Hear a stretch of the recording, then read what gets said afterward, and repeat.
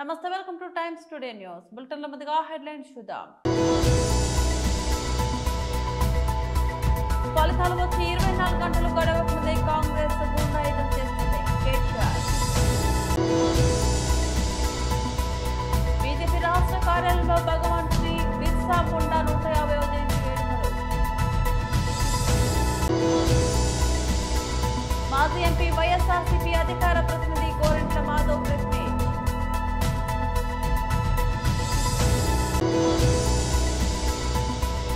CID విచారణకు హాజరైన రానా anchor Vishnupriya.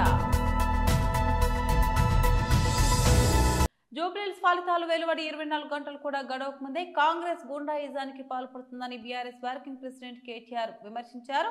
తాము కూడా ఎన్నో ఎన్నికలు గెలిచినప్పటికీ ఇలాంటి దాడులకు పాల్పడలేదని ఆయన అన్నారు. కాంగ్రెస్ శ్రేణులు నిన్న రాత్రి విజయ గర్వంతో ఊరేగింపు నిర్వహించాయని, ఎలాంటి పరిస్థితుల్లోనైనా కార్యకర్తలను కంటికి రెప్పలా కాపాడుకుంటామని ఆయన భరోసా ఇచ్చారు. తమ కార్యకర్తపై దాడికి పాల్పడినందుకు కాంగ్రెస్ పార్టీ బాధ్యత వహించాలని ఆయన డిమాండ్ చేశారు. దొంగ ఓట్లు, గూండాగిరి, డబ్బులు పంచి జూబ్లీహిల్స్ ఉప ఎన్నికల్లో గెలిచారని ఆయన ఆరోపించారు. కాంగ్రెస్ గూండాయిజం ఇలా కొనసాగితే ప్రజలు తగిన బుద్ధి చెప్తారని ఆయన హెచ్చరించారు. గోపీనాథ్ గారు పోటీ చేసి ఇంకా ఎన్నికల ఫలితాలు వచ్చి 24 గంటలు కూడా కాలేదు. సరే, ఎన్నికల్లో అధికార పార్టీ చేసిన అరాచకాలు, అధికార పార్టీ అధికార యంత్రాంగాన్ని అడ్డం పెట్టుకుని చేసిన దుర్మార్గాలు, ఎలక్షన్ కమిషన్ చేష్టలుడిగి కళ్ళప్పగిచ్చి చూసిన వైనం, ఎన్నింటి ఫలితంగా మేము నిన్నటి ఎన్నికల్లో సాంకేతికంగా ఓడిపోవడం జరిగింది. కానీ ఎన్నికల ఫలితాలు వచ్చి 24 గంటలు కాకముందే మా పార్టీ కార్యకర్తలు, నాయకుల మీద ఇవాళ గూండాయిజానికి, రౌడీయిజానికి కాంగ్రెస్ పార్టీ ఏదైతే దిగజారుడు రాజకీయాలు చేస్తుందో, నేను ఒకటే చెప్తా ఉన్నా. 10 ఏళ్లు మేము ప్రభుత్వంలో ఉన్నప్పుడు మీరు ప్రతిపక్షంలో ఉన్నారు. ఎన్నడన్నా ఈరోజు ఇక్కడ మా సోదరుడు రాకేష్ క్రిస్టోఫర్ గారి మీద జరిగిన దాడి జరిగినట్టుగా ఒక ఉప ఎన్నికల్లో గెలిచిన తర్వాత ఎక్కడన్నా మా ప్రభుత్వ హయాంలో మా కార్యకర్తలు కానీ, మా పార్టీ నాయకులు కానీ హద్దులు దాటి ఈ రకంగా ప్రవర్తించారా ఒక్కసారి గుర్తు తెచ్చుకోండి. ఒకవేళ మేము కూడా ఆనాడు 7 ఉప ఎన్నికల్లో, 2 కార్పొరేషన్ ఎన్నికల్లో, జిల్లా పరిషత్ ఎన్నికల్లో గెలిచిన తర్వాత విజయ గర్వంతో విర్రవీగి నిన్న మీ వాళ్ళు ప్రవర్తించినట్టుగా మా పార్టీ గుర్తైన కారు గుర్తుని ఏదో ఊరేగింపు చేస్తూ, అవహేళన చేస్తూ చిల్లరగా ప్రవర్తించుంటే ఇవాళ మీరెక్కడ ఉండేటోళ్ళో ఆలోచించుకోండి. సోదరుడు రాకేష్ క్రిస్టోఫర్ గారి మీద, ఒక క్రిస్టియన్ మైనారిటీ కమ్యూనిటీకి సంబంధించిన సోదరుడు, ఆయన మీద రెహమత్ నగర్ లో జరిగిన ఈ దాడిని నేను పూర్తిగా ఖండించడమే కాదు, ఆయనకు జరిగిన ఈ దాడికి బాధ్యత కూడా ఖచ్చితంగా కాంగ్రెస్ పార్టీయే వహించాల్సి ఉంటుంది. ఎన్నికల్లో కొన్ని ఎన్నికలు గెలుస్తాం, కొన్ని ఎన్నికలు ఓడిపోతాం. ఎన్నికలు జరిగినంత కాలం ఎవరి పార్టీకి వాళ్ళు ప్రచారం చేసుకుంటాం. కానీ ఎన్నికలు అయిపోయిన తర్వాత కూడా ఈ రకంగా కక్షపూరితంగా వ్యవహారం చేస్తాం, ఈ రకంగా రాజకీయం చేస్తాం, రౌడీజం చేస్తామంటే తెలంగాణ ప్రజలు అన్ని చూస్తున్నారు. తగిన సందర్భంలో తగిన విధంగా బుద్ధి చెప్తారు. మేము తమ్ముడు రాకేష్ క్రిస్టోఫర్ గారికి, వారి కుటుంబానికి, వారి శ్రీమతికి, వారి కూతురికి, వారి కుమారుడికి, వారి తండ్రి గారికి అందరినీ కలిసినాము. విష్ణువర్ధన్ రెడ్డి గారు, సునీత గారు, కౌశిక్ రెడ్డి గారు, అట్లాగే మా నాయకులందరం కూడా కలిసి, మా కార్పొరేటర్లు అందరం కూడా కలిసి ఆ కుటుంబానికి ధైర్యం చెప్పడానికి, ఎన్నికలు మా కుకట్పల్లి ఎమ్మెల్యే కృష్ణారావు గారు అందరం కూడా వచ్చి వారికి ధైర్యం చెప్పే ప్రయత్నం చేస్తా ఉన్నాం. అట్లాగే నేను ఇంకొక మాట కూడా ఇస్తా ఉన్నా, ఎన్నికల ముందు చెప్పాను, మళ్ళీ చెప్తా ఉన్నా. జూబ్లీహిల్స్ నియోజకవర్గంలో ఏ కార్యకర్తకి ఏం జరిగినా కంటికి రెప్పలాగా కాపాడుకునే బాధ్యత నాది, పార్టీది. బీజేపీ రాష్ట్ర కార్యాలయంలో భగవాన్ శ్రీ బిర్సా ముండా 150వ జయంతి వేడుకలు ఘనంగా నిర్వహించారు. మీడియా మిత్రులందరికీ నమస్కారం. ఈనాడు ఈ భారత స్వతంత్రం కోసం యావత్ గిరిజన సమాజాన్ని మొత్తం కూడా ఏకం చేసినటువంటి మహానుభావుడు, ఈరోజు ఒక ధర్తీ ఆబాగా, ఒక భగవాన్గా పిలువబడుతూ ఉన్నటువంటి, ఈరోజు దేశం మొత్తం నలుమూలలా ఈరోజు వారి యొక్క జయంతి వేడుకలు జరుగుతూ ఉన్నటువంటి భగవాన్ బిర్సా ముండా గారి యొక్క 150వ జయంతి సందర్భంగా, మరి అదేవిధంగా వారి యొక్క జయంతినే ఈరోజు జాతీయ గిరిజన దినోత్సవంగా భారత ప్రధానమంత్రి నరేంద్ర మోడీ గారు ఈరోజు ప్రకటించడాన్ని యావత్ భారతీయ జనతా పార్టీ ఎస్టీ మోర్చా రాష్ట్ర శాఖ తరఫున నరేంద్ర మోడీ గారికి హృదయపూర్వకమైనటువంటి ధన్యవాదాలు తెలియజేస్తూ ఈరోజు యొక్క మీడియా సమావేశం సందర్భంగా యావత్ గిరిజన సమాజానికి జనజాతి ఆదివాసీ గిరిజన దినోత్సవం సందర్భంగా హృదయపూర్వకమైనటువంటి శుభాకాంక్షలు తెలియజేస్తూ ఉన్నాం.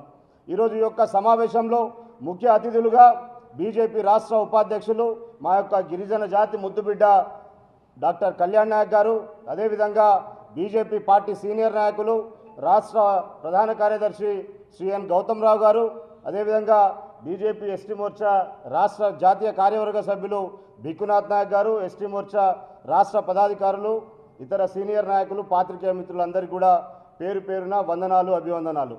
మరి ఈనాడు భగవాన్ బిర్సా ముండా గారి యొక్క జయంతి సందర్భంగా దేశవ్యాప్తంగా ఒకవైపు ఒక పండగ వాతావరణం ఈరోజు నెలకొల్పింది. భారత ప్రభుత్వం, నరేంద్ర మోడీ గారి యొక్క ప్రభుత్వం ఈ దేశానికి స్వతంత్రం వచ్చి 75 సంవత్సరాలు పూర్తవుతున్నటువంటి తరుణంలో 2021 నాడు ఈ దేశంలో అణగారిపోతున్నటువంటి జాతులన్నిటి కూడా వెలికి తీయాలని చెప్పి అణగారిపోతున్నటువంటి నిమ్న జాతులలో ఉన్నటువంటి పోరాట వీరులు ఈ దేశం కోసం, ఆయా ప్రాంతాల కోసం పోరాటాలు చేసినటువంటి మహానుభావుల యొక్క చరిత్రలన్నీ కూడా రాబోయే తరాలకు అందించాలనేటువంటి కాలంలో ఆ యొక్క ఆలోచనలో భాగంగానే ఈరోజు మన రాష్ట్రంలో తీసుకుంటా ఉంటే కొమరం భీమ్ కావచ్చు, ఠాణు నాయక్ కావచ్చు, రామ్జీ గోండ్ కావచ్చు, ఈ దేశం మొత్తంలో ఉన్నటువంటి బంజారా జాతిని కూడా ఏకం చేసినటువంటి సద్గురు సంత్ సేవాలాల్ మహారాజ్ కావచ్చు, మరి ఈరోజు జార్ఖండ్ ప్రాంతానికి చెందినటువంటి మా యొక్క ఆదివాసీ తొలితరం గిరిజన ఉద్యమ నాయకుడు ఈ దేశ స్వతంత్రం కోసం అతి పిన్న వయసులోనే కేవలం 25 సంవత్సరాల తన యొక్క జీవిత కాలంలోనే ఈ దేశంపై ఆనాడు దండయాత్ర చేస్తూ ఉన్నటువంటి ఆనాటి యొక్క బ్రిటిష్ రాజుల యొక్క బ్రిటిష్ యొక్క పరిపాలన నుండి జల్ జంగల్ జమీన్ అనేటువంటి నినాదంతో ఈ దేశానికి విముక్తి కల్పించాలని చెప్పి నా యొక్క పుట్టని కొంబని నమ్ముకొని ఉండేటువంటి నా యొక్క ఆదివాసీ గిరిజన బిడ్డలందరినీ కూడా ఏకం చేస్తూ బాణాన్ని విల్లుపై ఎక్కుపెట్టి ఆనాడు ఆ యొక్క వీరోచితంగా పోరాటం చేసినటువంటి ఆ యొక్క మహానుభావుడి యొక్క జయంతి వేడుకలు రాష్ట్ర కార్యంలో చేసుకోవడం అనేటువంటిది మాకందరికీ ఈరోజు చాలా గర్వకారణమైనటువంటి దినం అని చెప్పి మీ అందరితో కూడా మనవి చేస్తూ ఉన్నాను. ఒకవైపు గౌరవ ప్రధాని నరేంద్ర మోడీ గారు ఈరోజు గిరిజనులకి అతి పెద్ద పీటలేస్తూ మరి అభివృద్ధి పథంలో కావచ్చు, మరి దాంతోపాటుగా ఈరోజు రాజకీయంగా కావచ్చు, సామాజికంగా కావచ్చు, విద్యాపరంగా కావచ్చు, వైద్యపరంగా కావచ్చు. మాజీ ఎంపీ వైఎస్ఆర్సీపీ అధికార ప్రతినిధి గోరంట్ల మాధవ్ ప్రెస్ మీట్ నిర్వహించారు. ఒకవేళ ఇది హత్యనేని ప్రభుత్వం భావిస్తే ఇంతవరకు రైల్వే ప్రొటెక్షన్ ఫోర్స్ని కానీ, రైల్వే పోలీస్ ఆఫీసర్స్ని కానీ, ఆ రైల్లో ఉన్న టీసీలను కానీ, లేకపోతే ఆ ట్రైన్లో 54 మంది ప్యాసింజర్లు ఉన్నట్టు తెలుస్తూ ఉంది ఆ బాక్సులో, వాళ్ళను కానీ ఇంతవరకు ఏ ఒక్కరిని కూడా విచారించలేదు. ప్రభుత్వము ఏమి భావిస్తుందో ఏమి లేదో మనం ఒకటి గమనిస్తే, చంద్రబాబు నాయుడు ఎన్టీ రామారావును చంపినది ఆయన్నే, దండలేసినది ఆయన్నే, ఇప్పటి వరకు ఓట్లను దండుకుంటున్నది ఆయన్నే. ఆ రకంగానే ఈరోజు ప్రభుత్వమే ఈ అఘాయిత్యానికి పాల్పడి మళ్ళీ ఎవరినెత్తున్నో వారినెత్తిన ఈ కేసును వెయ్యాలి అన్న దుర్బుద్ధి కూడా ఈ ప్రభుత్వం చేస్తూ ఉంది అనటంలో ఎలాంటి సందేహం లేదు. నిన్న మనం గమనిస్తే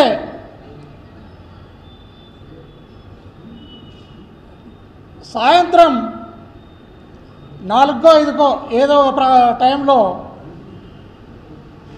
తెలుగుదేశానికి సంబంధించిన పట్టాభి అనే వ్యక్తి ప్రెస్ మీట్ పెట్టి ఆ ప్రెస్లో స్ట్రైట్గా మా పార్టీ పైన నిందలు వేయటం జరిగింది.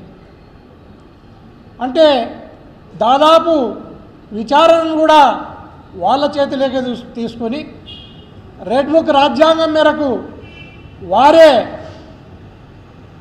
ఇలాంటి కార్యక్రమాలకు శ్రీకారం చుడుతున్నారనడంలో ఎలాంటి సందేహం లేదు. ఈరోజు రాష్ట్రంలో పోలీస్ వ్యవస్థకు, ప్రజల ప్రాణాలకు భద్రత కల్పించే పోలీస్ వ్యవస్థకే భద్రత లేకుండా పోయింది. అనేక మంది జైళ్ళ పాలవుతున్నారు, ఆత్మహత్యలు చేసుకుంటున్నారు.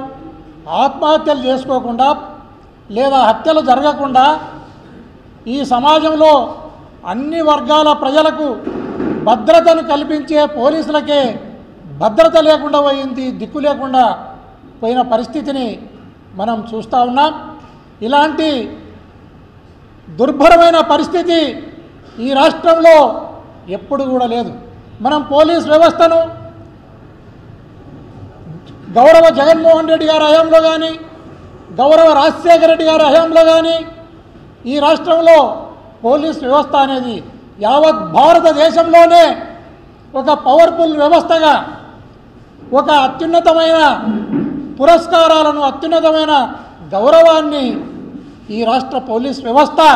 తెలంగాణ ముఖ్యమంత్రి రేవంత్ రెడ్డి కాంగ్రెస్ అగ్రనేత రాహుల్ గాంధీతో ఢిల్లీలో సమావేశమయ్యారు. జూబ్లీహిల్స్ ఉప ఎన్నికల కాంగ్రెస్ విజయం సాధించిన మరుసటి రోజే ఈ భేటీ జరగడం రాజకీయంగా ప్రాధాన్యత సంతరించుకుంది.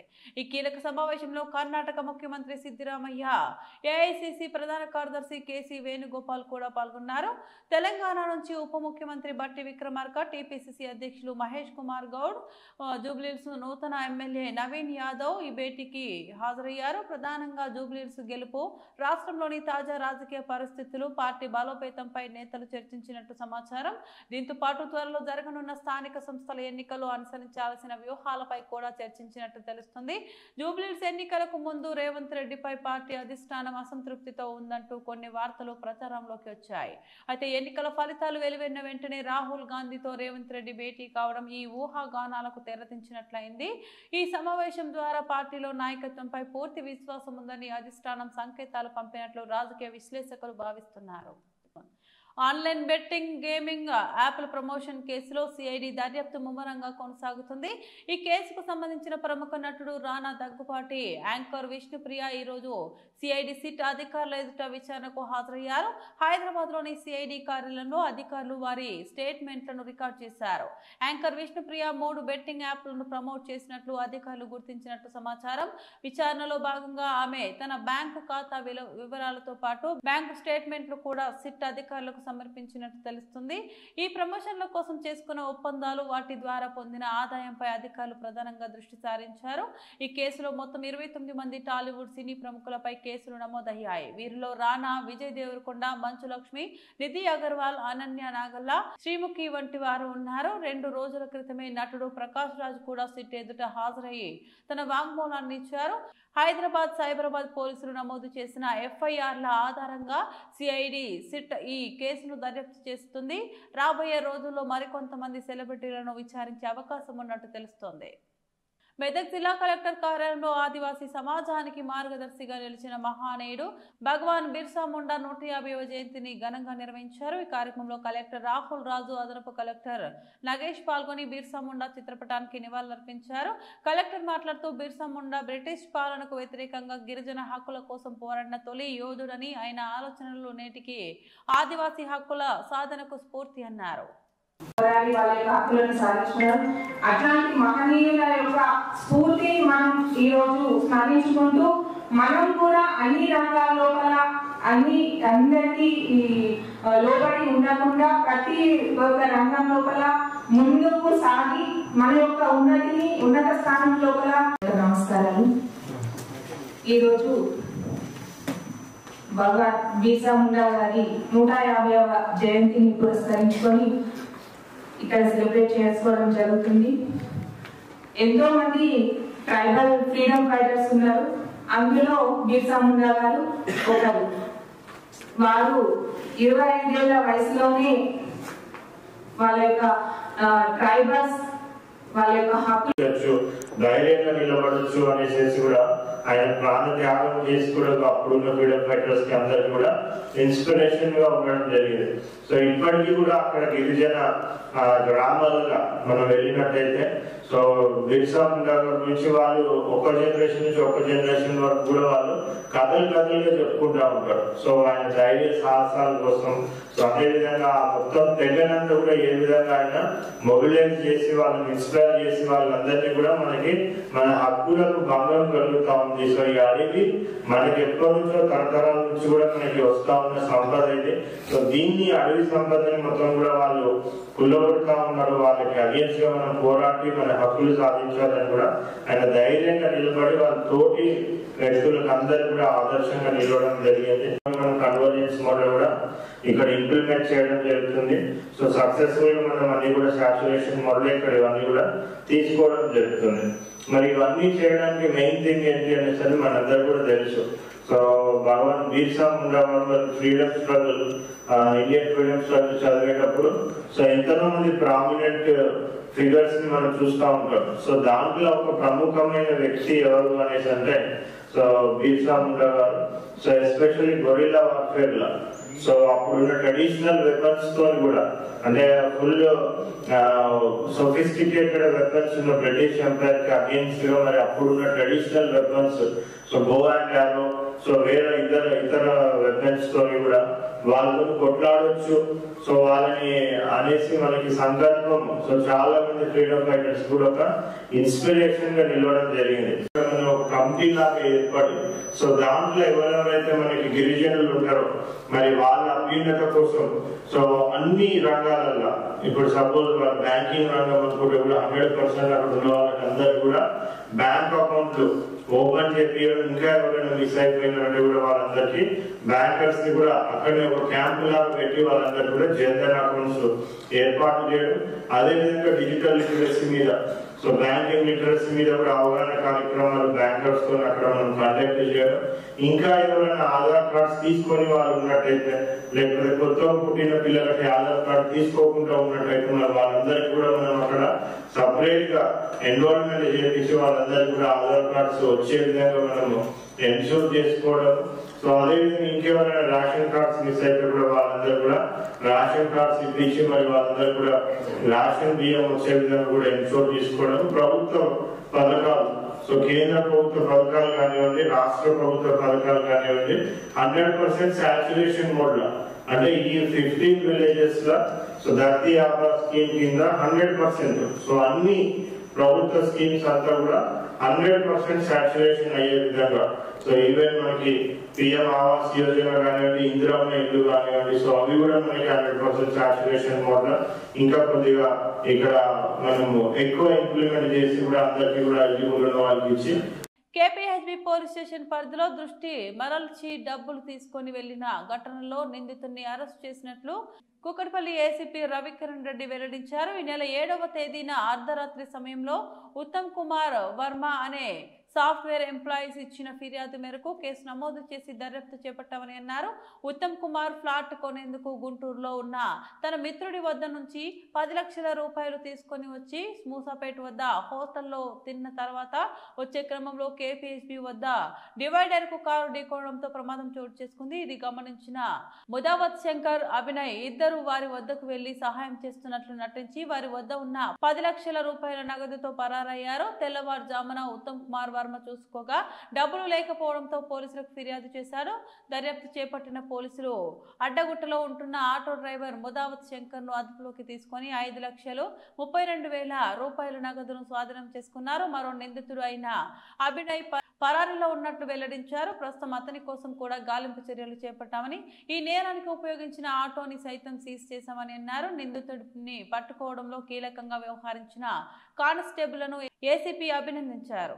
7వ తారీఖు అండ్ 8వ తారీఖు ఉదయం అంటే లేట్ నైట్ అన్నట్టు 7వ తారీఖు లేట్ నైట్ ఉత్తమ్ కుమార్ వర్మ అని చెప్పి వారి యొక్క 10 లక్షల రూపాయలు వారికి యాక్చువల్ వాళ్ళ ఫ్రెండ్ ఒకరు ప్లాట్ కొంటా అంటే డబ్బులు ఇవ్వడం జరిగింది. అయితే అదే రెస్టారెంట్లో కూర్చొని తాగిన తర్వాత ఆ డబ్బులు తీసుకుని పోయే క్రమంలో అతని వెహికల్ ఒకటి యాక్సిడెంట్ చేయడం జరుగుతుంది. అక్కడ ఇద్దరు ఆటో చేజ్ చేస్తున్న వ్యక్తులు ఇతనితో పాటే కూర్చొని చేజ్ చేస్తున్న వ్యక్తులు అతనికి హెల్ప్ చేసినట్టు నటించి అతని దగ్గర నుంచి వెళ్ళి బ్యాగ్ ఒక క్యాష్ ఉన్న బ్యాగ్ను తస్కరించడం జరుగుతుంది, అంటే తెప్ చేయడం జరుగుతుంది అక్కడి నుంచి.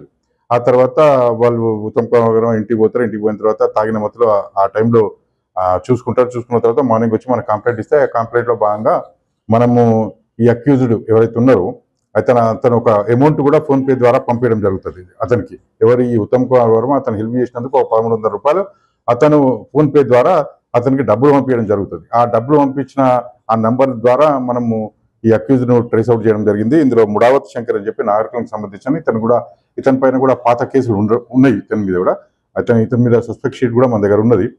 అల్వాల్ పొల్యూషన్ లిమిట్స్ లో కానీ ఇంకే పొల్యూషన్ లిమిట్స్ లో ముడావత్ శంకర్ మీద నెక్స్ట్ ఈ అక్యూజ్ మీద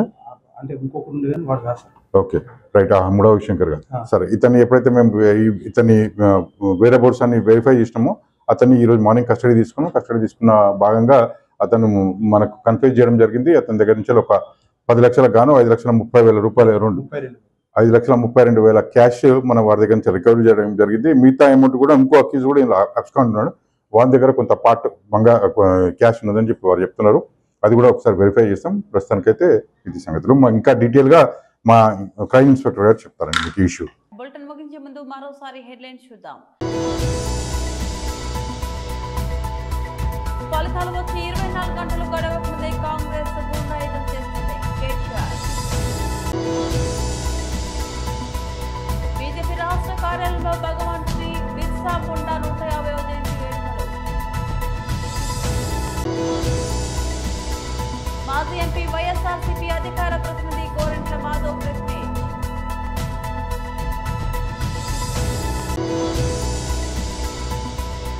సిఐడి విచారణకు హాజరైన రానా యాంకర్ విష్ణుప్రియ.